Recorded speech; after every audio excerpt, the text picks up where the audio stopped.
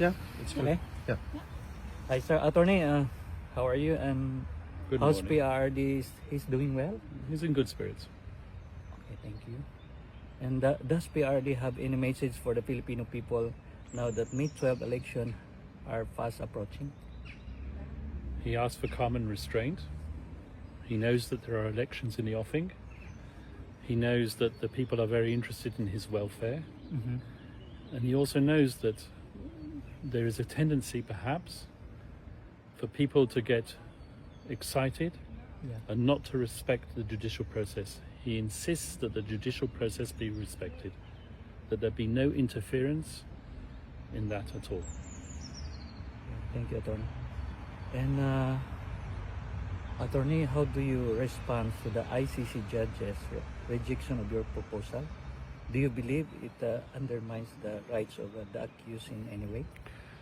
Well, this whole thing about the judges rejecting my proposal, that never happened. All that happened was that there were two activist victims representatives by the names of Joel Butian and Christina Conti, who made all sorts of assertions in the press that I had asked to restrict victims' participation in the process by limiting the ID documents that could be used. That never happened.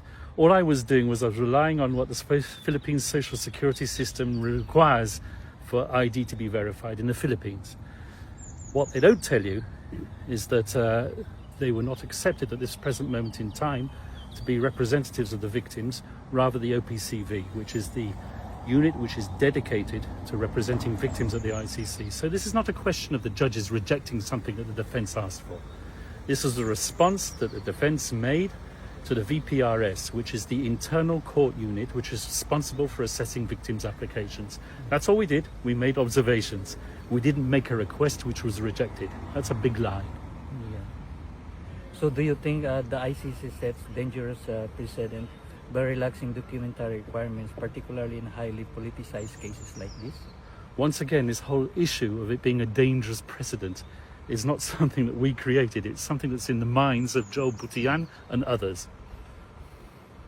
Thank you, Attorney. And lastly, Attorney, what is your message to the Filipino people closely watching the process unfold? Respect the judicial process, respect the judges, and respect former President Duterte's right to a fair trial. Thank you, sir. Thank you. Thank you so much. Attorney, can I ask another one? Sir, may we ask if you have already applied for PRRD's interim release?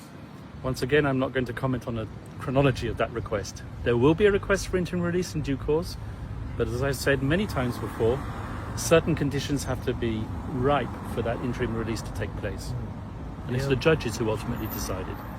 Sir, do you think that our former president will be brought back to the Philippines before the confirmation of charges on September 23rd? I certainly hope so.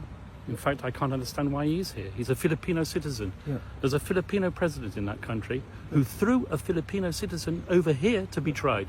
Why isn't he in the Philippines? Why isn't he being tried in the Philippines? Yeah. Why is there not a Filipino judge who is trying him? Yeah, exactly, sir. Because that's the sentiment of a lot, if not most of the Filipinos, that he is illegally detained here and that our judicial system is fully functioning well. So we don't understand why the ICC actually took cognizance of what's happening right now. Yes, I fully sympathize with that sentiment entirely. Thank you. Sir. Thank you, sir. Thank you, sir.